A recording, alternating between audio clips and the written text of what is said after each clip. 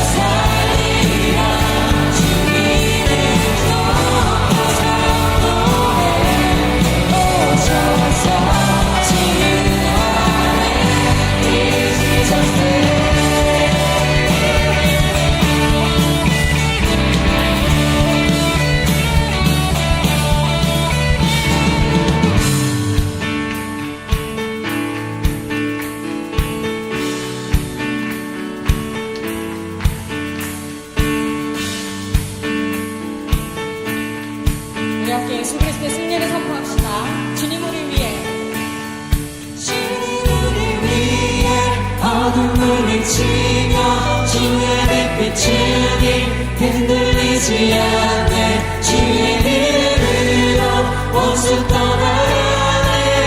우리는 외치리 외치리. 주님 우리 위해 어둠을 비치며 주의 빛빛으니 흔들리지 않네. 주의 이름으로 원수 떠나네. 우리는 외치리 외치리. 주님 우리 위해 어둠을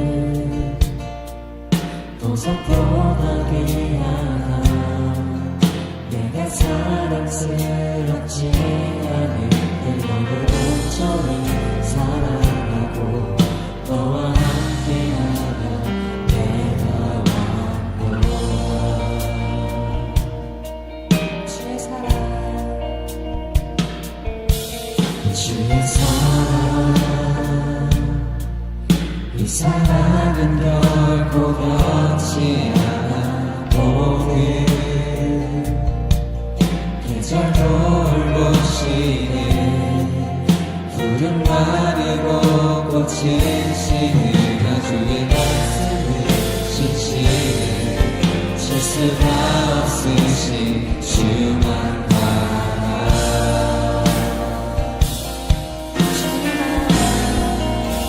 주님의 나라와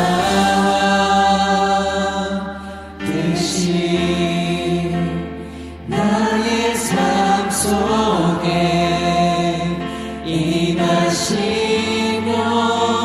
주님 알기를 주만 보기를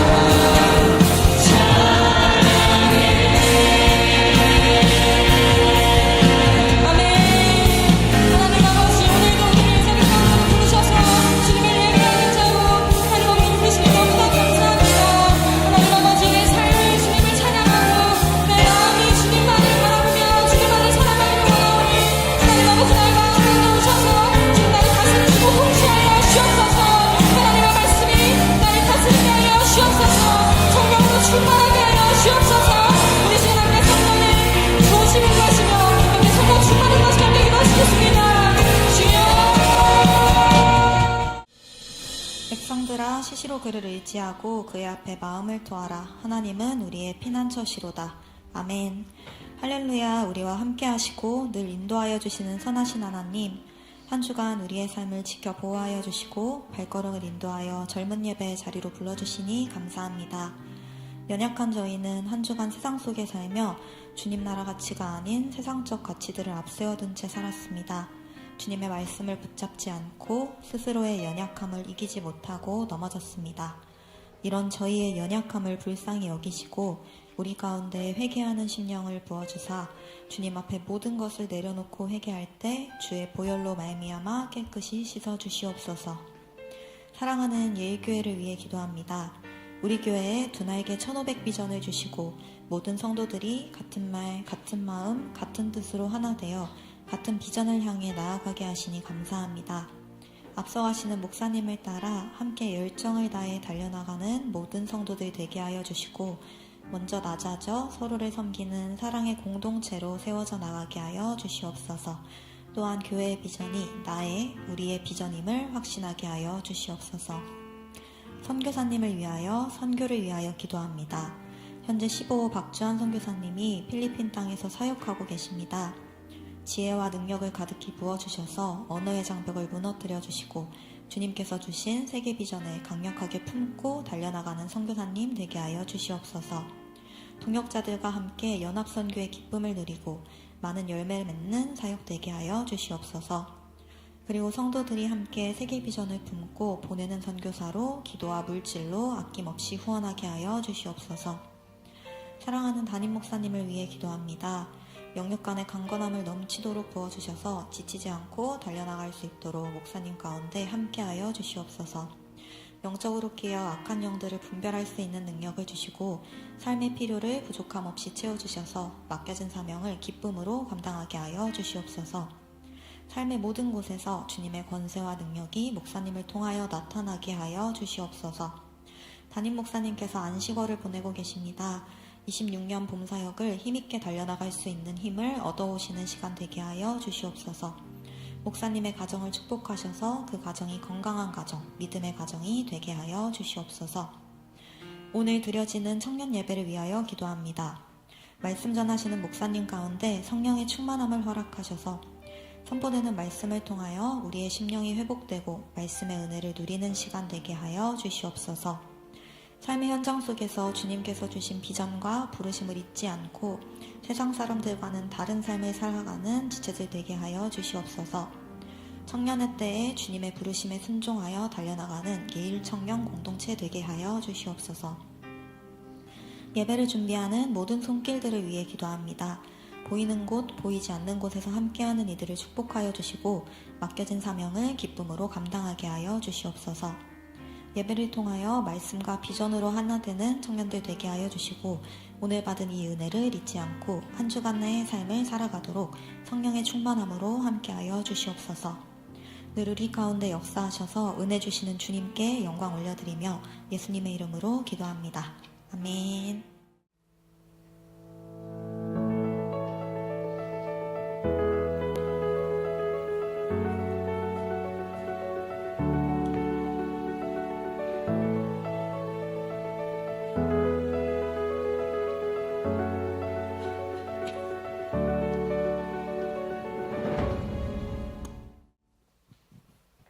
안녕하세요. 남성 예이다시 목장 박형훈 집사입니다.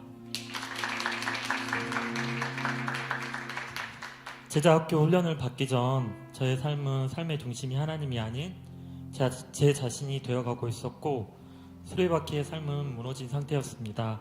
또한 목자로서 목장 모임이 어려지다 보니 마음의 무거움이 쌓여가고 있었습니다. 어렵고 힘든 부분들을 하나님께 맡기기보다는 제 힘으로 해결을 하려고만 했었습니다.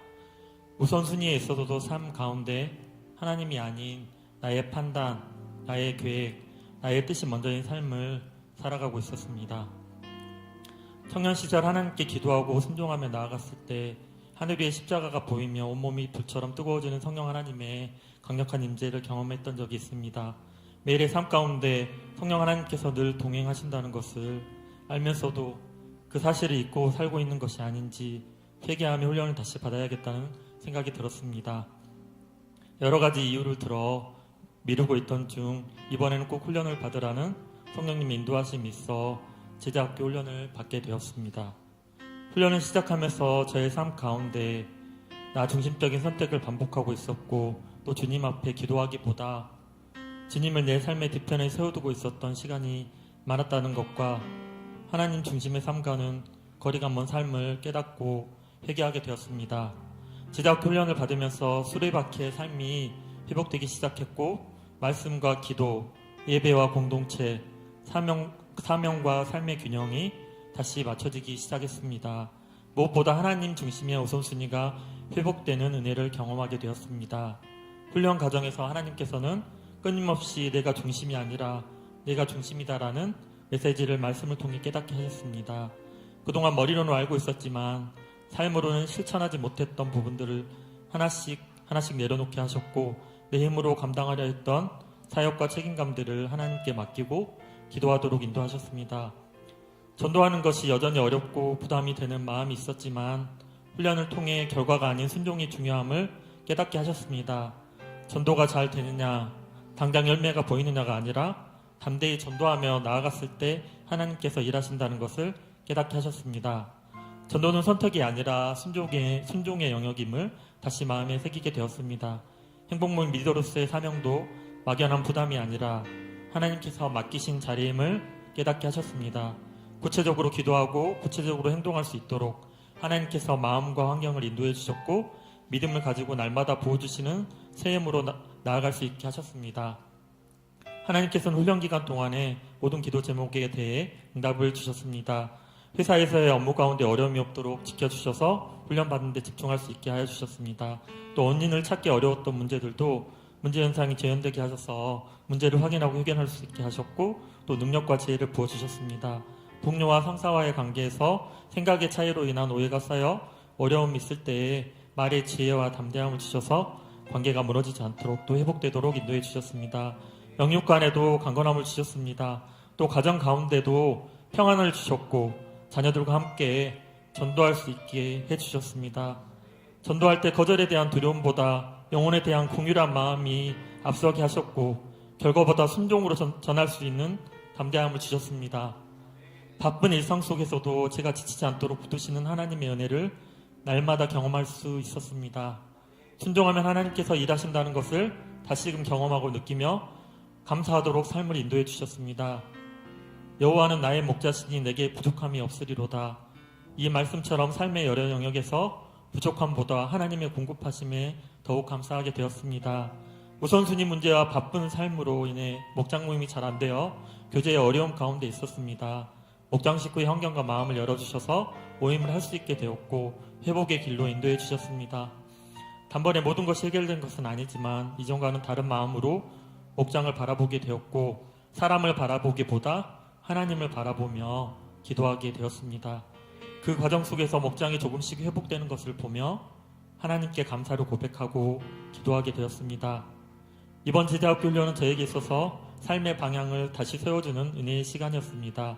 목자로서 그리고 행복모임 리더로서 나의 힘이 아닌 하나님께 구하고 순종하는 삶이 무엇인지를 깨닫고 변화되는 시간이었습니다. 잘하려고 애쓰기보다 하나님을 의지하고 기도하며 한 걸음 더 나아가게 하셨고 지칠 때마다 새 힘을 부어주셨습니다. 훈련을 통해 제 힘이 빠질수록 하나님의 힘이 더 분명하게 나타남을 경험하게 되었습니다. 하나님 중심의 우선순위를 둔 삶, 수레바퀴의 균형이 잡힌 삶을 살아가고자 다짐하고 기도합니다.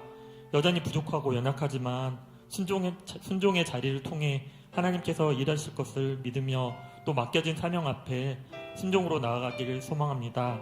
식사주 동안 양육을 함께 받은 식구기 동기들과 저를 위해 기도해 주신 목장 식구들에게 감사합니다. 또 매주 말씀으로 인도해 주신 담임 목사님께 감사드립니다. 훈련의 과정을 통해 예수 그리스도의 제자로 또 목자로 행복모임 리더로 한 걸음 더 인도해 주시는 하나님께 감사드리고 건강한 내일교회의 건강한 리더로 나가기를 소망하고 기도합니다. 감사합니다. 귀한 간증 감사드립니다. 우리에게 주시는 하나님의 말씀 보겠습니다. 요한복음 5장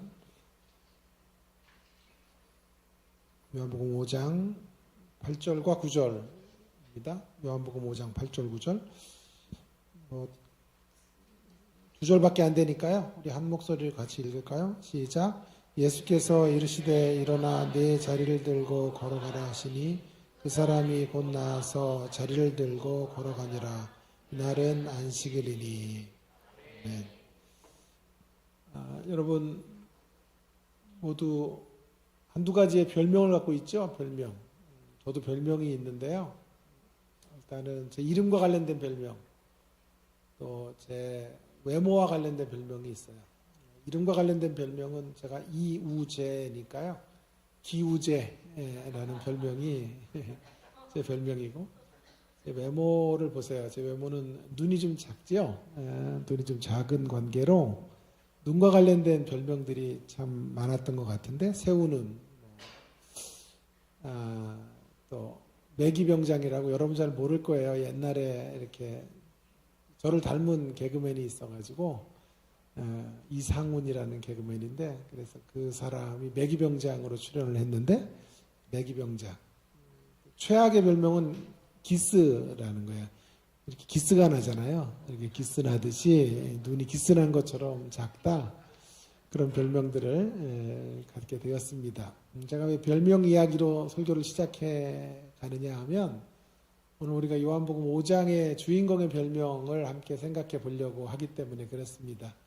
요한복음 5장은 베데스다라는 어떤 곳에서 이루어진 이야기인데요.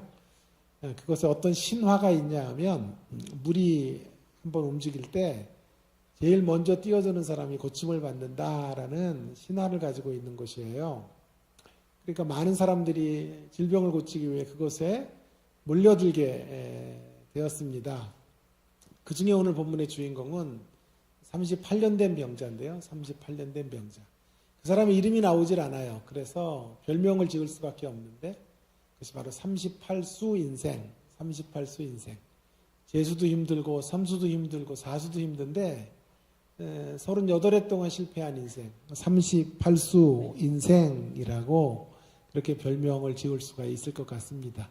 축구 선수 중에 가장 많이 실패한 선수는 이천수 들어봤어요? 이천수, 천수를 한 거. 야구 선수 중에 여러분 잘 모를 것 같은데 만수가 있고, 옛날에 목사님 살았던 동네에는 이억수도 있어요. 억수. 그래가지고 억수로 많이 실패한 그런 사람이라고 할 수 있어요. 좀 웃으려면 좀 하고 웃고, 안 웃으려면 말고 좀 결단을 좀 해주세요. 자, 아무튼 오늘 본문의 주인공은 38수 인생인데요. 한마디로 저는 그를 38해 동안 꿈을 잃어버린 사람이라고 말하고 싶어요. 죽음 전에 죽어가고 있었던 사람. 죽음이 비극인데 그 전에 죽어가고 있어요. 생명을 살아야 되는데 생명을 살지 못하고 생존할 수밖에 없는 한 사람의 모습을 보게 되는 것입니다. 감격스러운 장면은 이제 시작됩니다. 주님이 그를 만나시고 그에게 외치십니다. 그에게 선포하십니다. 일어나 내 자리를 들고 걸으라. 말씀하시자 그가 자리를 들고 일어나 걷게 되는 놀라운 기적이 이루어지게 되었습니다. 오늘 이 말씀 듣는 저와 여러분에게도 주께서 동일하게 말씀하시는 이 음성이 나를 위한 말씀이 되어 이 말씀 가운데 일어나 걷게 되는 복된 한 해 될 수 있기를 주의 이름으로 축원합니다. 자, 이제 좀 고민하려는 대목은 이거예요. 그러면 일어나 걸어야 되는데 어디에서부터 일어나야 하는가 하는 문제이고, 또 어디를 향해서 일어나야 하는가. 그래서 오늘 말씀의 제목이 일어섬, 어디에서 어디로, 어디에서부터 일어나야 될까요? 어디서부터 일어나는 문제는 우리의 과거의 문제입니다. 우리의 지나왔던 과거로부터 일어나야 하고, 어디로 일어나느냐의 문제는 미래의 문제입니다. 이제 일어나 어디를 향해 걸어가야 하는지를 우리가 분명히 설정을 해야 된다고 생각합니다. 두 가지 메시지를 함께 시간이 되는 데까지 나누어 보도록 하겠습니다. 먼저 어디로부터 일어나야 할까요? 첫 번째 메시지는 이렇습니다. 상처의 자리로부터, 상처로 인해 생겨진 좌절된 꿈. 여러분 그 가로 안에 여러분이 답을 좀 만들어 보세요. 좌절된 꿈의 자리로부터 일어나 걸어야 한다. 좌절된 꿈.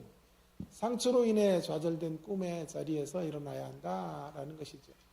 여러분, 이 땅에 어떤 사람이 꿈 없이 살기 원하겠습니까? 다 꿈을 꾸고 희망을 품고 살기를 원하겠지만 우리 안에 온갖 상처들이 찾아오고 아픔이 오고 여러 가지 트라우마들이 생기지는 것을 통해서 차차 우리가 그것에 노출되다 보면 끝내 꿈을 잃어버리는 자리로 가게 되는 거죠. 오늘 본문의 주인공도 마찬가지입니다. 육신의 질병이 찾아왔어요. 근데 그 당시에 의학으로는 고칠 수 없는 난치병, 불치병이라는 선고를 받게 됩니다. 만방으로 뛰어다니며 그의 질병을 고치려고 했으나 특효약이 없었고 베데스다라는 연못에 물이 움직일 때 들어가는 사람이 낫게 된다는 그런 이야기들이 그의 귀에 들렸고 그는 자신의 질병을 고침받기 위해 그곳에서 38해 동안을 기다리고 있었던 것이죠. 38번 실패한 거죠. 자, 그런 과정을 지나오면서 그는 병들기 시작해요. 육신의 병으로부터 시작해서 마음이 병들고 심령이 병들고 영혼이 병들어가게 되는 거예요. 그런 애가 자그만치 38에. 여기 대부분 38살이 안 되신 분들이 대다수일 텐데 38해 동안 불치병을 앓고 있었다. 상상이 가지 않죠. 그러다 보니 이제 꿈을 잃어버린 사람이 되었어요. 상처로 인하여 생겨진 꿈의 자리. 이렇게 육신의 질병은 육신의 질병만으로 우리 가운데 공격해 오는 게 아니고 마음의 질병을 동반케 만들어주는 거예요.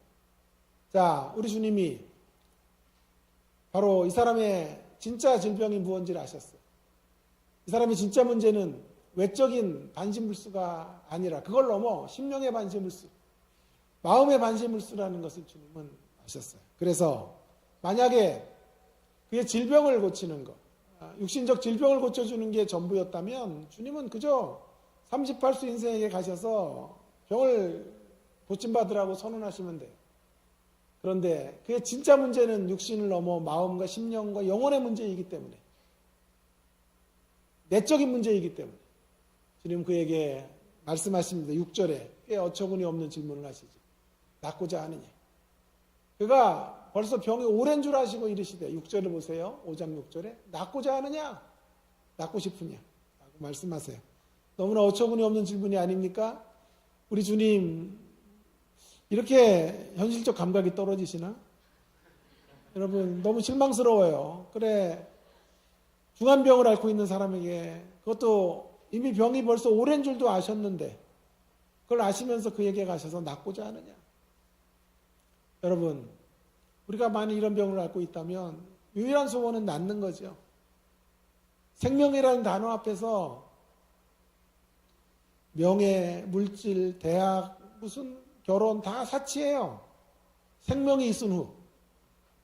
생명이 있고 나서 나머지 것들이 따라와야 가치가 있고 의미가 있는 것이에요.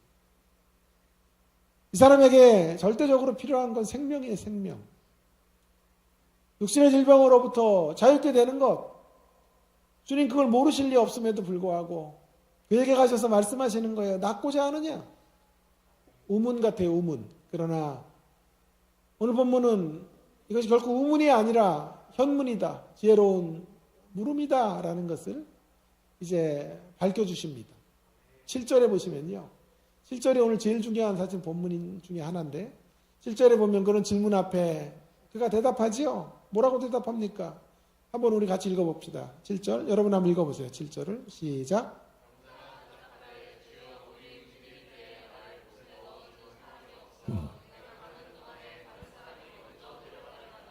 예, 답이 너무 길어. 예? 답이 이렇게 길면 정답이 아니죠. 답을 모르면 이렇게 길어지는 거예요. 주님이 낫고자 하느냐라고 물으시니까 여러분 어떻게 대답할 것 같아요? 예, 낫고 싶습니다. 낫기를 원합니다. 주님이 지금 묻는 거예요. 나를 너의 치유자로 받아들일 수 있겠니? 예, 주님. 저를 치료해 주십시오. 저의 치유자가 되어 주십시오. 대답하면 되는 거잖아요. 낫기 원합니다. 그 한 대답을 할 수 없는 한 사람. 그 사람의 모습이 여기 노출되고 있는 거예요. 자, 이 대답 속에 그는 엉뚱한 답, 주님은 낫기를 원하느냐 의지의 문제를 묻는데 그는 이유를 말해요. 자신이 38년 동안 병을 고칠 수 없었던 이 베데스다 목가에서 이렇게 병 낫기를 기다리며 38수 인생으로 살아올 수밖에 없었던 이유, 그 이유를 말하고 있는 거예요. 주님이 언제 너 왜 여기 있느냐라고 묻는 게 아니라 낫고 싶으냐라고 물었는데 낫고 싶습니다라고 대답할 수 없는 거죠. 여러분 이런 경우를 뭐라고 말합니까? 한자성어로 동문서답. 어렵죠? 동문서답. 동문서답을 하고 있는 것이죠. 여러분의 신앙생활은 저의 때와는 많이 좀 다르죠. 유머 코드도 다르고 한데 교회 안에서 제가 들었던 재미나는 이야기, 제가 어린 시절에 여러분 이렇게 동안이죠. 제가 동안계 전설이다 이런 소문도 있고 했었는데 30대 같죠. 내가 60이 다 됐어요. 60인데 깜짝 놀랐죠. 담임 목사님보다 젊어 보이는데 그죠? 강승규 목사님 내 제자예요. 제자인데 얼마나 노장치를 내는지. 어쨌든 제가 나이가 들 만큼 솔찬히 들었는데 나이가 저 때는 이제 이런 유머들이 있었어요. 신학교 시절의 이야기인데요. 우리 믿음의 선배들이 신학을 공부할 때는요. 그때는 대부분 다 주경야도 그랬어요. 낮에 일하고 밤에 공부를 했고 야간 신학교들이 많았고 주경야독 하면서 개척을 해요. 그러니까 개척에 천막 같은 거 쳐놓고 개척을 했다고요. 옛날에는 천막을 해도 사람들이 모였던 시기였기 때문에 그러니 얼마나 피곤해요. 그런데 나이가 들어서 공부를 하지만 열심히 해요. 이분들이. 문제는 시험인데 암기력이 안 돼요. 왜냐하면 공부는 열심히 해도 그걸 외워서 쓰려고 하면 안 되는 거예요. 시험을 보는데 한 3문제 정도가 교수님이 냈는데 아무리 봐도 한 문제도 모르겠어요. 백지를 내고 나가려고 하는데 교수한테 너무 미안한 거예요. 그래서 기도를 한 거예요. 주님 답을 좀 알려주세요. 이렇게 기도를 했는데 성령님께서 그 문제의 답을 알려주시는 거예요. 그래서 답을 이렇게 썼다 그러잖아요. 하나님은 모든 정답을 아십니다. 그리고 저는 그 정답에 동의합니다. 이렇게 3문제는 다 다른데 답을 그렇게 쓴 거예요. 이제 방학이 돼서 교수가 채점을 하려고, 저도 이제 교수로 있으니까 채점을 하려고 하는데 뭐 엉뚱한 답이 올라온 거죠. 그래서 뭐 볼 것도 없이 F학점을 주려고, 빵점을 주려고 했는데 덜컥 겁이 난 거예요, 교수가. 왜냐하면 그러다가 신성모독죄에 빠지게 생겼어. 하나님이 모든 정답을 아신다고 하는데 하나님이 모든 정답을 아시는 건 맞잖아요. 그러니까 F를 주면 안 될 것 같아서 기도를 시작하신 거예요, 목사님이, 교수님이. 금식을 했겠지? 하나님 어떻게 점수를 줘야 신성모독을 피하면서 점수 줄 수 있습니까? 성령님께서 지혜를 주신 거예요. 교수님을 만나주셨어요. 그래서 점수를 이렇게 줬다 그러잖아요. 하나님 100점, 너는 빵점. 그렇게 해가지고 점수를 줬다 그러는데 제가 어릴 때 들었던, 교회에서 들었던, 부흥사 목사님에게 들었던 유머인데 아재 영적 유머 정도 되는 거예요. 자, 동문서답이 흘러가고 있는 거죠. 선생님이 낸 질문과 학생이 내놓은 답이 다른 거예요. 오늘 본문에 제일 요한복음 5장을 읽으면서 제일 중요한 포인트는 바로 이 포인트라고 생각해요. 이 평행선, 주님의 질문과 대답 사이에 흐르는 건널 수 없는 평행선이 왜 생긴 건가 하는 물음에 대해서 답해야 된다고 생각해요. 자, 여기에 우리 주님의 질문이 결코 어리석은 질문이 아니었음을 우리로 하여금 알게 하는 대목이 있다는 사실이에요. 주님은 이 사람의 진짜 문제가 뭔지 하는 것을 지금 진단하고 계시는 거예요. 그 사람의 진짜 문제. 이 사람의 진짜 문제는 외적인 질병이 사실 아니에요. 외적인 질병 때문에 38해 동안 병을 앓다가 그가 갖고 있는 진짜 문제는 그 병으로 말미암아 더 깊은 데 병이 든 거예요. 그 사실을 밝혀내게 하시기 위해 주님은 낫고자 하느냐라고 하는 다소 어리석은 듯한 질문을 던지신 거죠. 그의 대답 속에서 우리는 그의 진짜 문제가 무엇인지를 다시 한번 확인하게 됩니다. 그의 진짜 문제는 외적인 질병이 아니라 내적인 질병이었습니다. 성경에 지금 노출하고 있는 것이죠. 그는 꿈을 포기하고 산 사람이에요. 그래서 이 대답이 바로 그런 꿈을 포기한 사람의 자주 섞인 탄식의 어떤 응답이었다는 것을 알게 되는 거예요. 그래서 7절의 말씀을 이렇게 말할 수 있어요. 그 38수 인생은 이렇게 말하는 거예요. 나는 마음이 아픈 사람이에요. 나 건드리지 마세요. 난 마음이 너무 아파요. 마음의 중환병을 앓고 있는 사람입니다. 라고 말하는 거예요. 또한 우리는 그의 대답 속에서 치밀어 오르는 분노 같은 것들을 발견하게 돼요. 분노를 보게 돼요. 자, 보세요. 그가 가지고 있는 분노는 어떤 것입니까? 그가 살고 있는 세상에 대한 분노예요. 그가 사는 세상은 베데스다의 법칙이 지배하는 것이에요. 무슨 법칙이요? 베데스다의 법칙이 지배하는 것. 베데스다의 법칙. 베데스다의 법칙이 무엇입니까? 베데스다를 이끌어가는 가치가 무엇입니까? 오늘 7절을 다시 한번 보시고 여러분 여기 하는 제일 중요한 단어 하나를 찾아보세요. 제일 중요한 단어가 뭘까요? 베데스다의 법칙을 이끌어가는 가장 중요한 어떤 모습이 어떤 것인지를 한번 찾아보세요. 본문에서 제일 중요한 단어는 먼저라는 단어예요. 먼저. 물이 움직일 때 내가 가려고 하면 다른 사람이 나보다 먼저 갑니다. 먼저. 그래서 그놈이 고침받습니다. 라고 말하는 거예요. 먼저의 가치관. 우리가 살고 있는 베데스다는 먼저의 가치관이 지배하는 곳이에요. 경쟁. 요람에서 무덤까지 우린 경쟁하며 살아요. 세상은 늘 줄 세워요. 점수로 줄을 세우고 순위를 매겨요. 한 사람의 가치를 점수로 환산해요. 실적으로 환산해서 그 사람을 평가하는 것. 그것이 세상이에요. 베데스다라는 말의 뜻은 자비의 집, 국률의 집이라는 뜻이에요.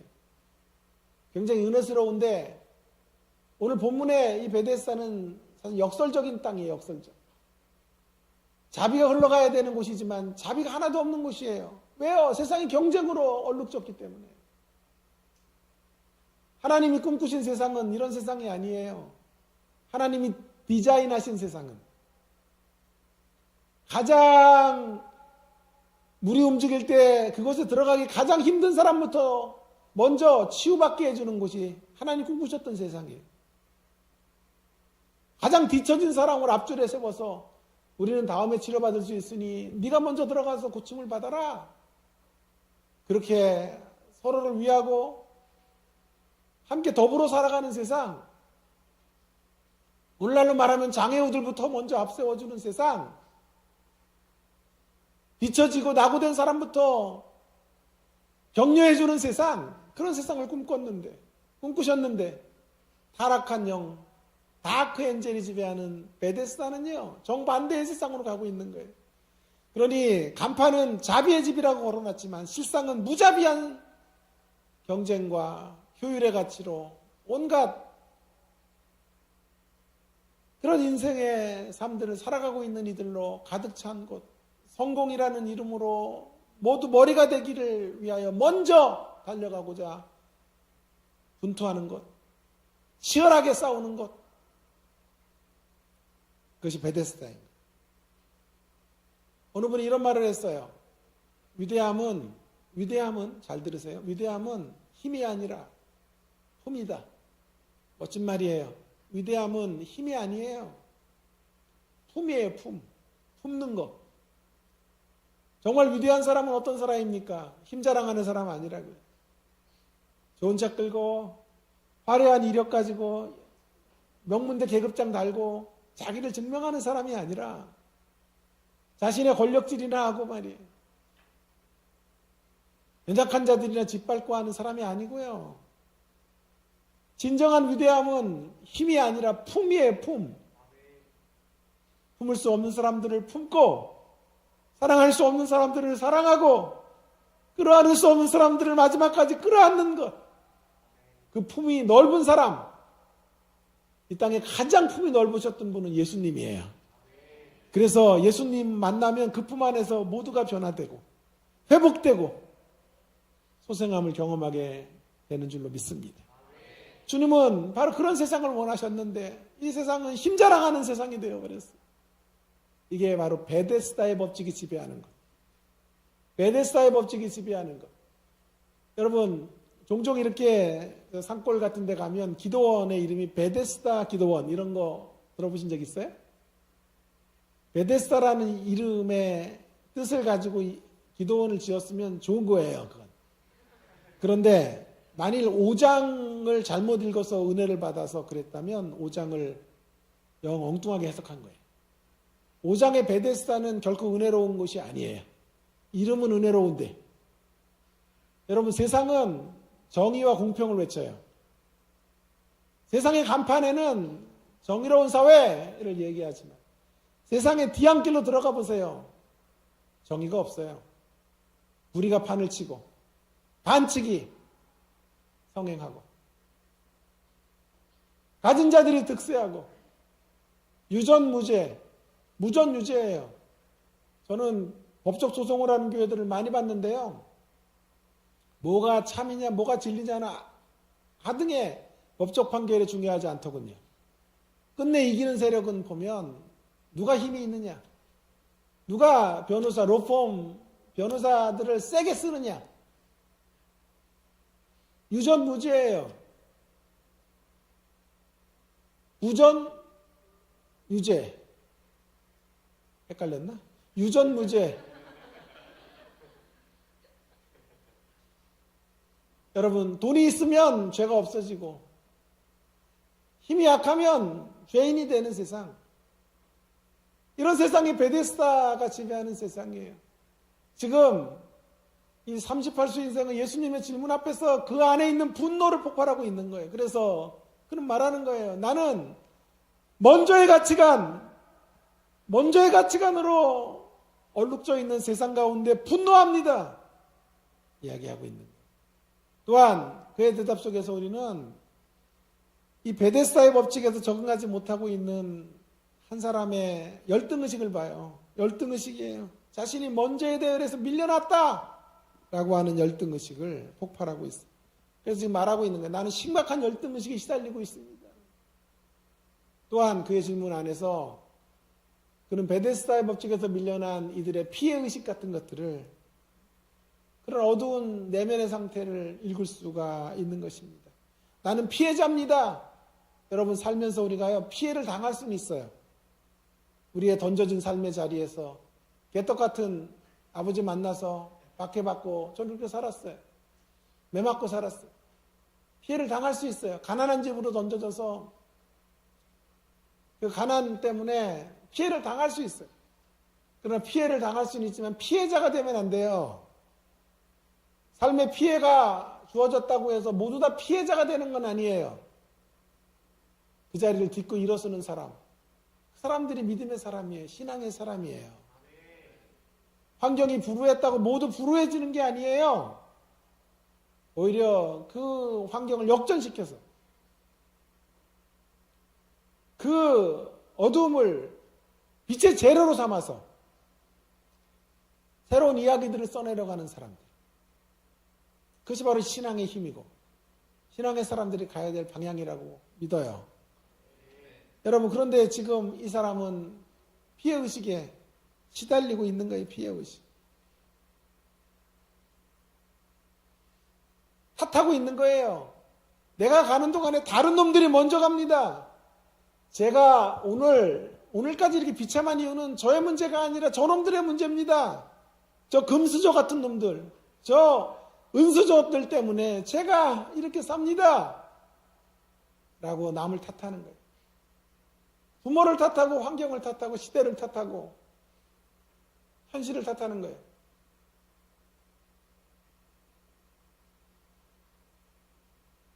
바로 오늘 이 병자의 모습에서 깨어진 꿈에 익숙해져 버린 한 사람의 모습을 우리는 보게 되는 거예요. 주님은 바로 그 지점을 들추어내시기 위해서 그 지점을 진단하셔야만 그 진단이 있어야만 치료가 있기 때문에 낫고자 하느냐 물으신 거예요. 그랬더니 다 걸려든 거예요. 그리고 그 안에 있는 내면 상태가 드러나게 된 것이죠. 여러분 깨어진 꿈에 익숙해지면 우리 이렇게 살아요. 희망을 닫고 살아요. 절망을 끌어안고 살아요. 아직 이루어지지도 않은 미래에 희망은 없다고 말하고 절망 쪽으로 줄을 서서 살아가고 있는 거죠. 늘 이런 사람의 특징은 패배적이에요. 부정적이에요. 가능성의 언어, 소망의 언어 같은 것들이 장착되어 있지 않아요. 늘 안 되고 죽겠다고 힘들다고 말하고 비전이 없다고 말해요. 좀 더 잘나 보이는 사람들 앞에 좀 더 멋진 옷 입고 있는 사람들을 만나면 이유 없이 분노가 일어나고 의기소침의 자리로 떨어지는 그런 우리의 모습들을 보는 거예요. 그렇다고 하면 우리 38수 인생의 모습은 단지 성경에만 있는 한 사람의 모습이 아닌 거예요. 우리 38수 인생은 우리의 모습을 투영하고 있는 거죠. 저와 여러분의 모습이에요. 저의 모습이고 여러분의 모습이다 라고 말할 수 있어요. 우리 모두는 크기와 모양, 색깔은 다르지만 이 땅을 38수 인생처럼 살고 있어요. 좌절된 꿈으로 절규하고 있어요. 여러분 결혼 안 하셨죠? 결혼은 생활에 대한 좌절된 꿈. 좋은 직장에 대한 로망이 있죠. 내가 꿈꾸는 직장에 들어가면 모든 게 잘 될 것 같지만 많은 직장인들이 자기의 직장에 대해 자신의 삶의 터전에 대한 좌절된 꿈을 토로하고 있어요. 인간관계에 대한 좌절된 꿈. 심지어는 교회를 향한 좌절된 꿈에 절규하는 사람들이 있어요. 연애 때는 너 없이 못 살아 하다가 결혼해보세요. 너 없어야 살아로 바뀌고 그렇게 열심히 공부하고 노력해서 토익 보고 4년 내내 정말 성적을 위해서 조바심 내며 그렇게 살아왔는데 그래서 꿈에 그리는 직장에 들어갔는데 그 직장이 우리가 원하는 직장이 아니에요. 내가 꿈꾸던 삶의 터전이 아니에요. 그래서 저녁만 되면 요즘은 많이 사라지긴 했지만 포장마차 같은 데 앉아서 직장인들이 신세한탄하며 술 마셔요. 잘 들어보세요. 지나다니면서. 그냥 지나지 말고 들어가서 또 함께 술 마시지는 말고 잘 들어보세요. 뭐라고 떠드는지. 이게 내가 원했던 직장이 아니라고 떠들어요. 상사 욕하고 회사 욕하고 월급 체계가 틀렸다고 말하고 차별이 있다고 말하고 언제 그만둘 거라고 하고 절규하고 있는 목소리들을 듣게 되는 거예요. 여러분 우리의 인간관계 얼마나 힘들어요. 사람과의 관계만큼 힘든 게 없는 것 같아요. 여러분 목사님 존경표하고 잘 이렇게 순종하시고 하세요. 목회가 정말 힘들어요. 왜 힘드냐 하면 설교하라면 뭐 힘들어. 설교도 힘들어요. 힘든데 진짜 힘든 거는 사람들과의 관계가 힘들어요. 50명 모이면 50명의 50가지 색깔을 갖고 있는 사람들 그 입맛을 다 맞춰야 되니 얼마나 힘들어. 100명, 200명, 300명 늘어나면 늘어날수록 다양한 사람들의 니즈와 필요와 요구 조건들이 있으니까 다양한 색깔의 성격들의 사람들 그런 관계 안에 살아간다는 게 얼마나 힘든지 몰라요. 부모와 자식 간의 인간관계가 얼마나 힘들어요. 형제들 간의 관계, 친구와의 관계가 얼마나 힘들어요. 그런 자리에서 상처를 입고 좌절된 꿈의 자리로 떨어지는 우리의 모습들을 보는 것이. 그런 우리를 향해 오늘 이 오후 시간에 주님은 다시 한번 선포하십니다. 내 자리를 들고 일어나 걸으라. 과거의 상처 끼워진 꿈의 자리로부터 일어나라 말씀하십니다. 여러분 우리 주님은 고작 우리의 육신의 고깃덩어리인 우리의 육신의 문제만 관심을 갖는 분이 아니에요. 주님이 정말 바라보시는 데는 우리의 마음이고 우리의 심령이고 우리의 영혼입니다.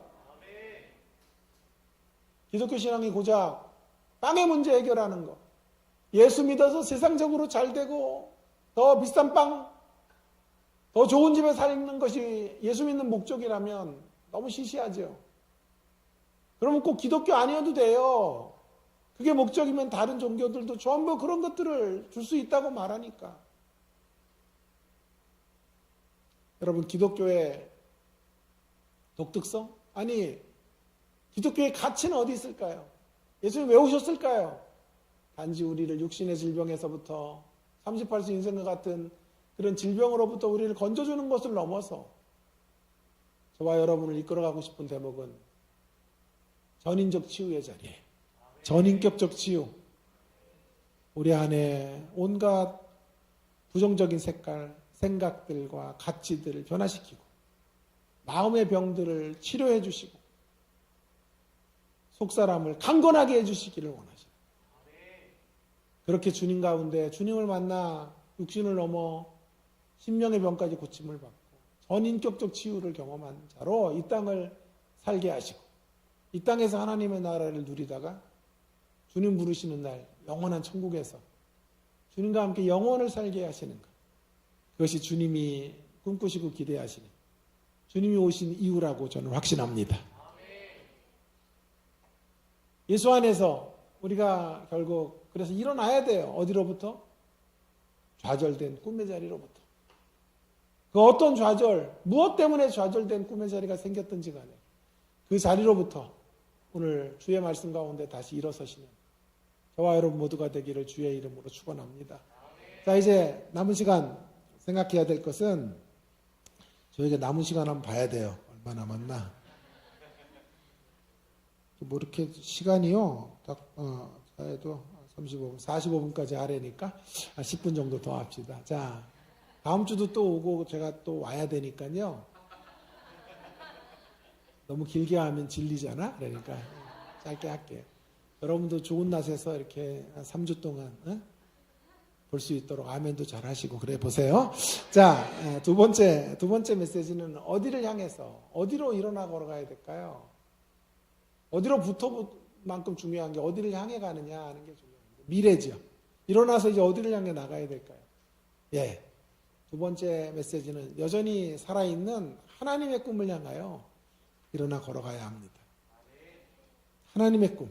우리가 나가야 될 미래는 바로 이 대목입니다. 이 방향입니다. 여러분, 꿈이 깨어진 사람에게 있어서 중요한 것은 다시 꿈꾸는 거죠. 꿈꾸는 거죠. 1차적으로 그게 중요해요. 자, 그러나 그것만큼 또 한 가지 중요한 게 있는데 꿈의 방향을 설정해야 돼요. 제대로 된 꿈을 꿔야 돼요. 꿈을 잃어버린 사람 다시 꿈꾸고 이제 달려가기 위해서 어디로 가야 되는지가 매우 중요하단 말이에요. 이제 저와 여러분이 나가야 될 방향은 좌절의 자리에, 절망의 자리에, 트라우마의 자리에, 상처의 자리에서부터 주님 말씀 붙잡고 일어서서 이제 어디로 가야 되냐 하면 내 꿈을 이루는 자리로 가는 게 아니라 하나님의 꿈을 이루는 자리, 그 자리를 향해 나아가셔야 되는 거예요. 하나님의 꿈. 이게 진짜 꿈이에요. 이게 진짜 꿈. 그래서 어떤 이는 이 꿈을 꿈 너머의 꿈이라고 표현했더군요. 멋진 말이에요. 꿈 너머의 꿈. 꿈을 이루는 것. 그 정도는 세상도 다 할 수 있어요. 신자는 그 너머의 꿈이 있어야 돼요. 그 너머의 꿈.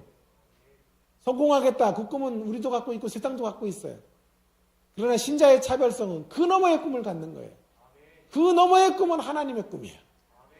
내가 잘 되고 내가 배부르고 등 따신 꿈, 내가 성공하는 꿈, 그 너머의 꿈을 가져야 된다. 꿈 너머의 꿈 프로젝트. 제 동기 목사 중에 이찬수 목사라고 분당 우리 교회. 여러분 학창시절은 공부 제가 더 잘했어요. 제가. 유명세는 그분이 더 유명해졌습니다만. 그래서 시사에서 안 만나요. 그냥 짜증나고 해서. 꿈 너머의 꿈. 근데 그 교회의 프로젝트가 꿈 너머의 꿈 프로젝트. 2만 명 교회 다 잘라가지고 다 데리고 나가라. 수십 명의 목회자들에게 교회를 잘라주고 예산도 막 몇 억씩 줘서 내보내는 꿈 너머의 꿈 프로젝트. 2만 명에 3만 명 모으고 4만 명 모으는 꿈 프로젝트예요. 그 너머의 꿈 프로젝트는 그 성공을 내 것이 아니라 하나님의 것이 되게 해서 진정한 의미의 교회들이 만들어지게 하는 꿈 꾸는 거잖아요.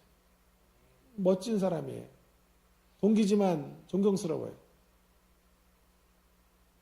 꿈 너머의 꿈 프로젝트.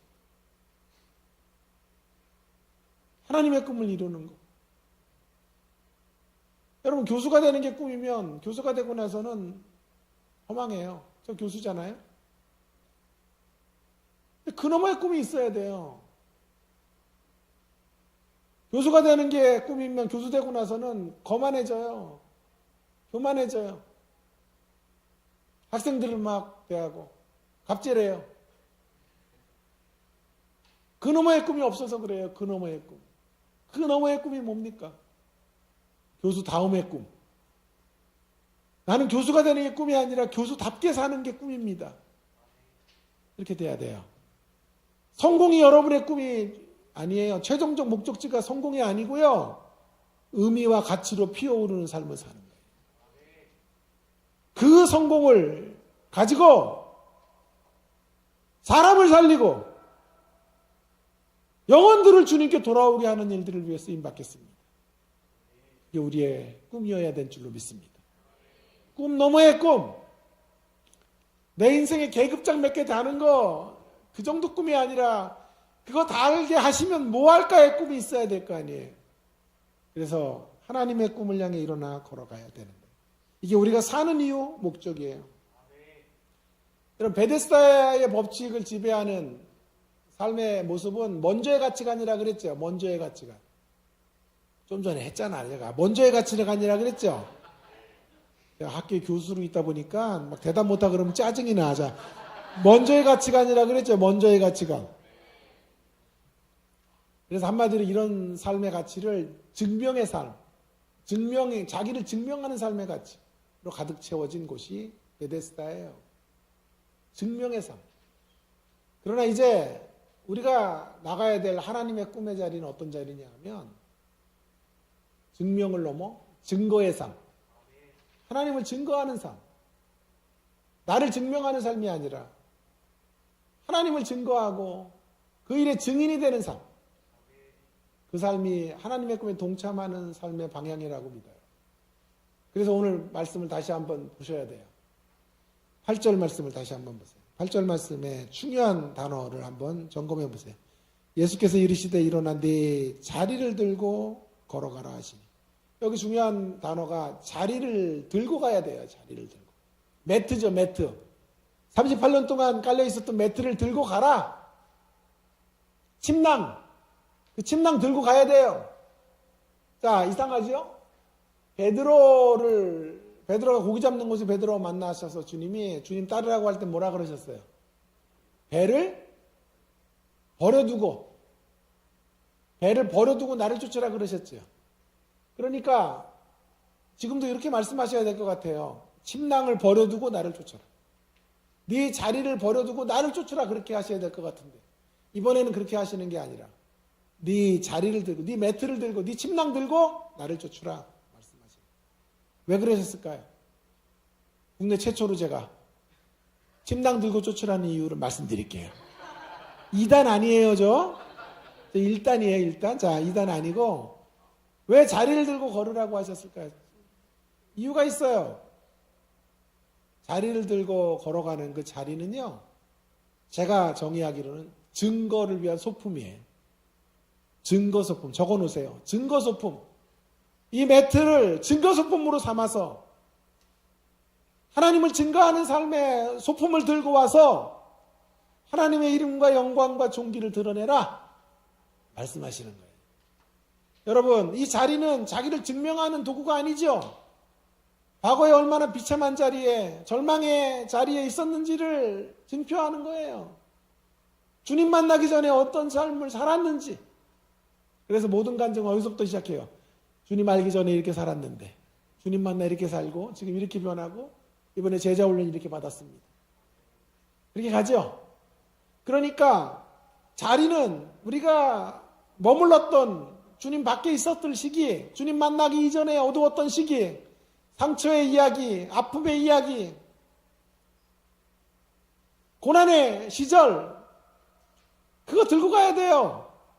목소리는 또 왜 이러냐? 그거 들고 가야 돼요.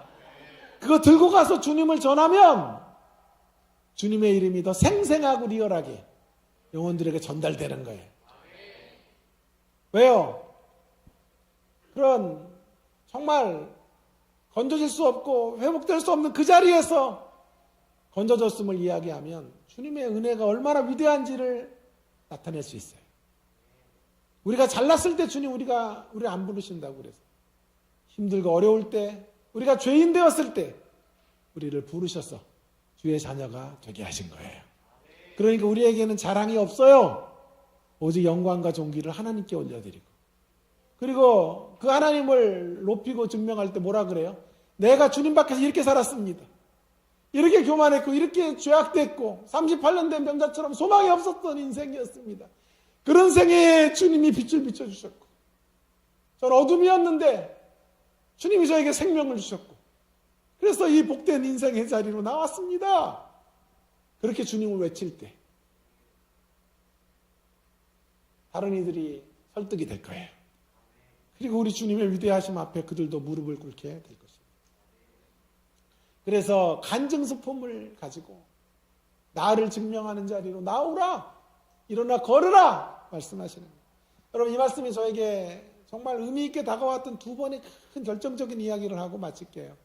한 번은 제가 결혼을 하고 유학을 마치고 돌아와서 자녀를 갖고 싶었는데 자녀가 안 생겼어요.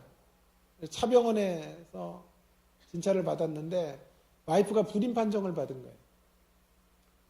시험관 아기를 하면 좋았는데 와이프가 그걸 안 하겠다 그래서 영영 우리 태에서 애를 낳을 수 없는 선고를 받게 된 거예요. 저는 원래 아이들을 좀 많이 갖고 싶었어요. 한 8명, 9명 나가지고요.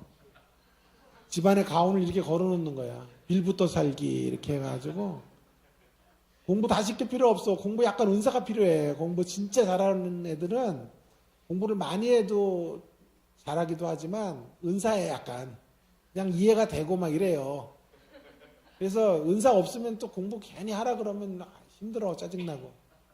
그래서 자기 할 수 있는 거 하고.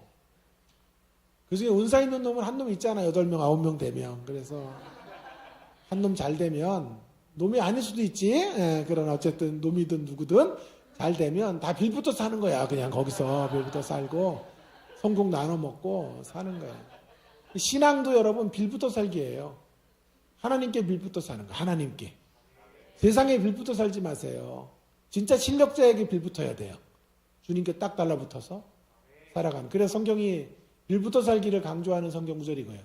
주께 가까이 함이 내게 복이라. 주께 가까이 딱 달라붙어서 사는 것. 주님, 저 주님 없이 못 살아요. 한 걸음도 못 걸어가요. 주님 그런 사람부터 만나서 역사해 주시고 인생을 책임져 주실 거예요. 빌부터 살기에. 그런데 꿈이 깨어진 거예요. 집에 돌아와서 얼마나 울었는지 몰라요. 정말 너무 서럽더라고요. 우는데 그때 저를 찾아봐 주셨던 말씀, 이 말씀이에요. 일어나 내 자리를 들고 걸으라. 주님, 이렇게 초라한 모습에 있는 제가 주님을 위해 어떻게 걸어갈 수 있습니까? 이 아기가 없는 그 아픔의 이야기가 나를 증거하는 소품이 되게 해서 그 소품을 들고 일어나 걸어가라. 그래서 여러분 제가 얼마나 집회를 다니면 애 없는 가정들에게 소망의 메시지를 주는지 몰라. 저 때문에 위로받는 사람들이 한둘이 아니에요. 그래서 저는 이 말씀에 순종해서 입양했고 그래서 우리 딸이 지금 19살이에요. 이준아, 주님의 나무. 그것이 저의 간증 소품이. 또 한 가지 간증은 2024년 2년 전에 7월 1일 날 제가 암 수술을 했어요. 3기 말 암 수술을 했어요. 7월 7일이 주일이었는데요. 2인실이었는데 한 분이 퇴원을 하시고 혼자 있는데 그렇게 눈물이 나더라고요. 그때 주님이 다시 한 번 이 말씀을 저에게 허락해 주시더라고요. 일어나 내 자리를 들고 걸어가. 주님 좀 강할 때, 좀 강한 모습으로 주님의 일들을 하게 하시지. 이게 뭡니까? 3기 말. 죽음이 코앞인 자리까지 저를 이끌어 가시고. 일어나라니요. 저희 항변 앞에 주님 어김없이 똑같이 말씀하셨어요. 너의 그 아픔이, 육신의 연약함이 간증소품이 되게 했어. 그 간증소품을 들고 일어나 걸으라. 그것으로 나를 증거하라. 내 백성을 위로해다오. 주님 말씀해 주셨어요. 그래서 제가 그 뒤로 계속 다니는 곳곳마다 나를 치료해 주신 하나님, 연약함 속에 나와 함께 하시는 하나님을 간증하고, 이 간증소품을 들고 집회를 하면요, 많은 분들이 그래요. 아프시기 전보다 더 은혜로워요. 그래요. 더 아파야 되겠네? 그건 아니죠.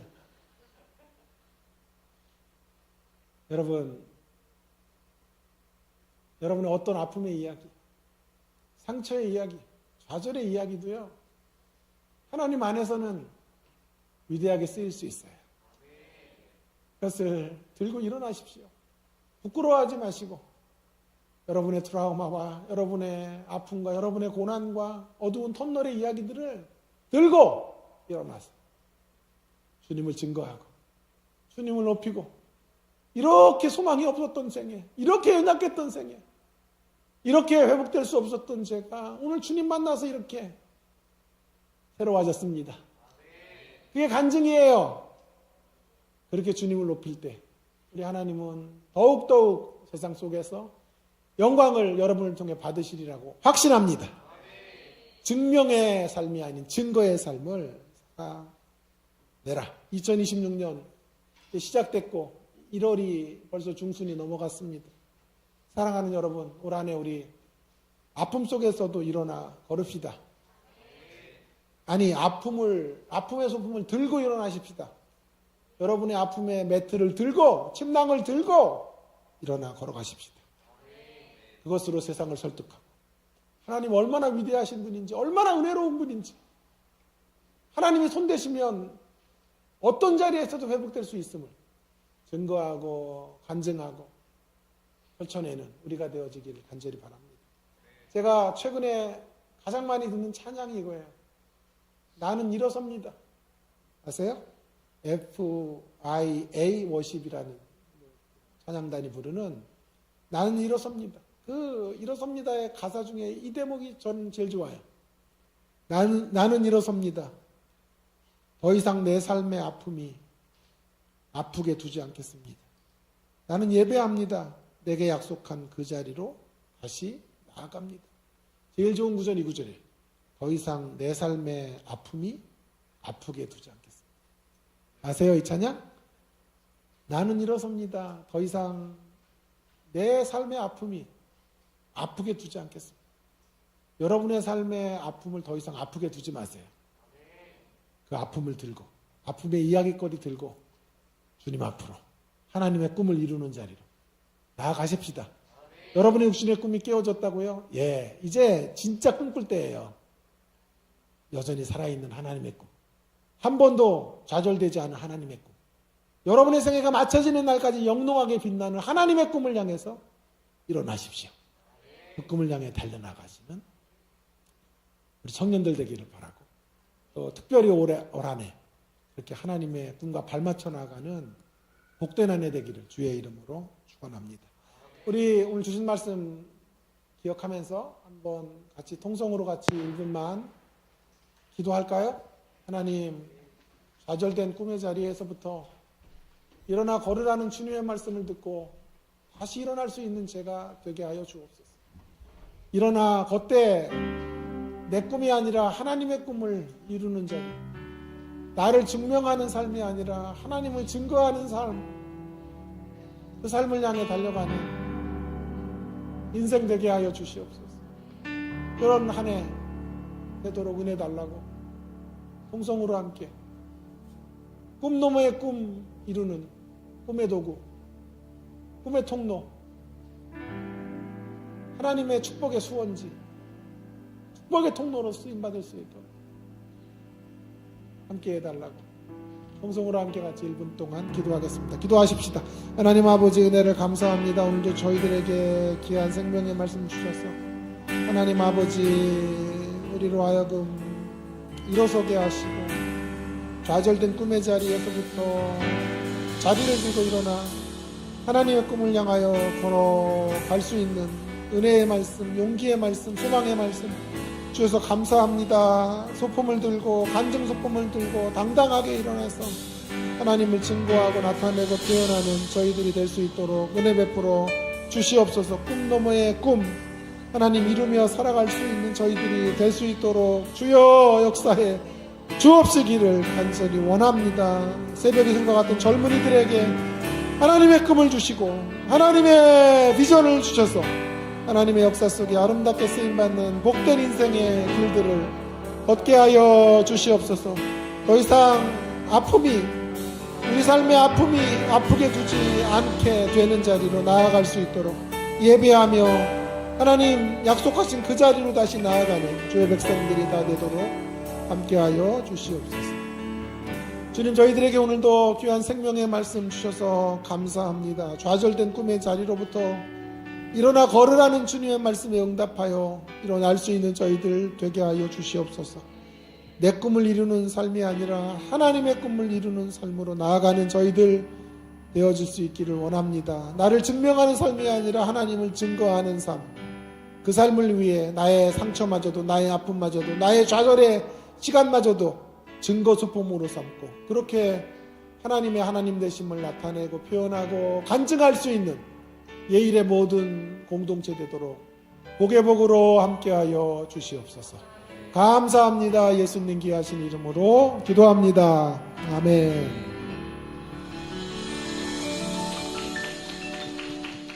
이 시간 함께 찬양하시면서 준비하신 예물 올려드리겠습니다.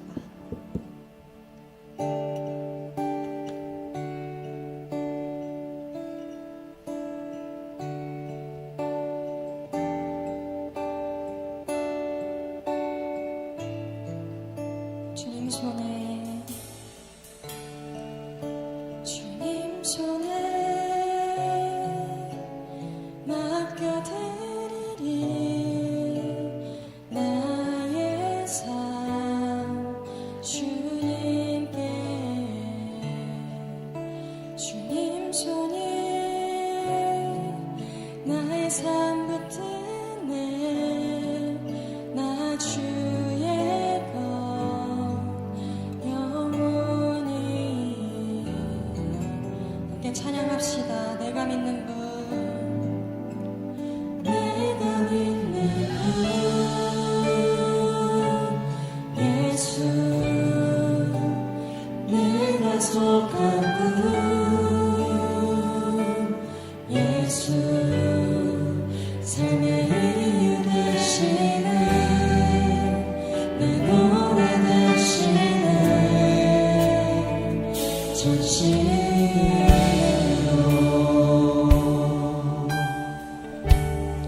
주와 함께 주와 함께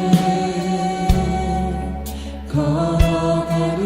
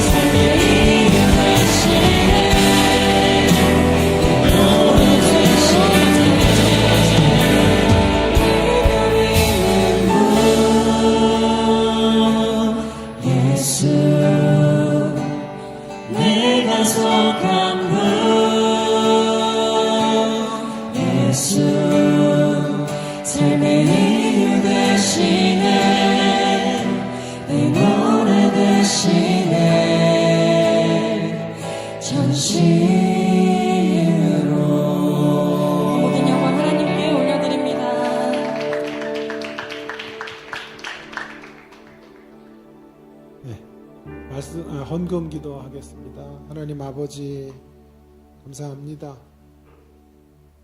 주님 너무 좋습니다. 주님이 우리 구주이셔서 너무 좋습니다. 주님 때문에 삶의 이유가 생기고 주님을 노래하며 살 수 있어서 너무 행복합니다.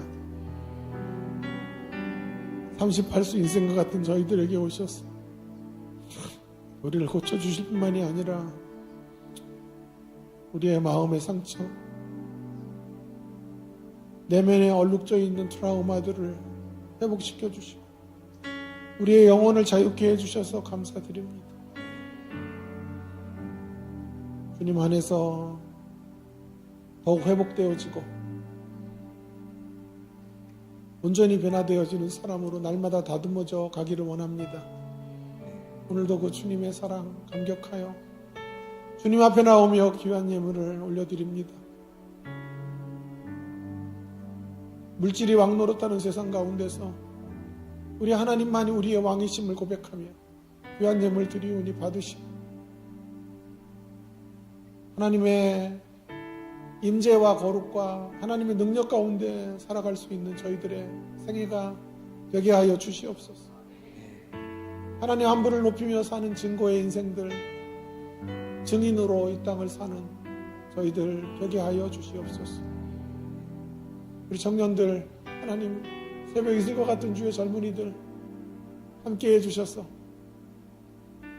꿈을 주시되 자신의 야망을 이루는 꿈이 아니라 하나님의 비전을 이루어가는 꿈너머의 꿈을 품게 하시고 그 꿈을 마침내 이루어내는 하나님의 통로들로 하나님 이끌어 주시기를 간절히 원합니다. 그들이 영혼이 먼저 잘되게 하시고 범사가 잘되게 하시고 사는 날 동안 강건함을 누릴 수 있도록 복의 복으로 함께하여 주옵소서. 걸어가는 걸음에 시온의 대로가 활짝 열리게 하시고 물된 농산과 같이 열매로 가득 찬 결실로 가득한 생애를 주 안에서 맛볼 수 있도록 주여 큰 복으로 함께하여 주옵소서. 헌금이 쓰여지는 곳에 하나님의 나라와 영광 이름이 존귀케 되어지기 원합니다. 함께하여 주시고 돌아가는 발걸음에도 복으로 함께해 주시고 건강한 모습으로 또 다음 주에 주 안에서 기쁨으로 만날 수 있도록 은혜 베풀어 주시옵소서. 감사드립니다. 예수님 귀하신 이름으로 기도 올리옵나이다. 아멘. 이제는 우리 구주 예수 그리스도의 은혜와 하나님 아버지의 사랑과 성령의 교통하심이 오늘 주신 말씀 붙잡고 좌절된 꿈의 자리에서부터 일어나 하나님의 꿈을 이루는 자리로 증명의 삶이 아닌 증거의 삶의 자리로 나아가기를 결단하는 여기 모인 모든 주의 백성들 머리 위에 이제로부터 영원토록 함께 하시기를 간절히 축원하옵나이다. 아멘.